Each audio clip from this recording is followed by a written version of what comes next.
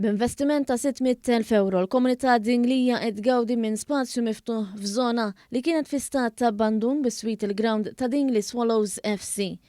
Waqt l-inawgurazzjoni ta' dan il-proġett fuq medda ta' 2000 metru kwadru, il-Ministru għall-Proġetti Kapitali Ian Borg qal li l-Gvern huwa favur infrastruttura ħadra. Spjega kif art abbandunata nbidlet fi Ġnien b'siġar u pjanti indiġeni u faċilitajiet oħra fosthom parkeġġ li jakkomoda 25 karozza. Buħut minnhom għandhom faċilitajiet ta' charging għal karozzi elettriċi. Dan il-proġett jinkludi wkoll ġibjun kbir għall-ħażna tal-ilma b'investiment ta' 120,000 euro.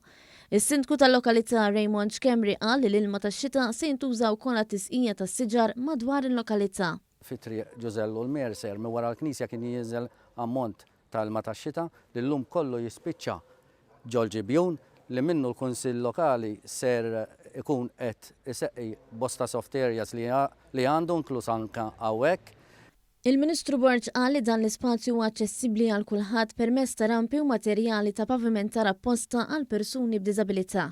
U għatenna li l-Gvern huwa kommess li titkompla l-ħidma favur il-ġid tal-komunitajiet. Dan l-ispazju kien investiment importanti li l-Kunsill Lokali qatt ma seta' jagħmel u għalhekk dħalna lih bħalma qed nidħlu f'numru ta' komunitajiet oħra u mbagħad il-proġett nazzjonali li qed jagħmel Public Works il-Malta National Park. Inħares il qudiem illi nkomplu nagħtu spazji miftuħa bħal dawn f'kull rokna tal-pajjiż.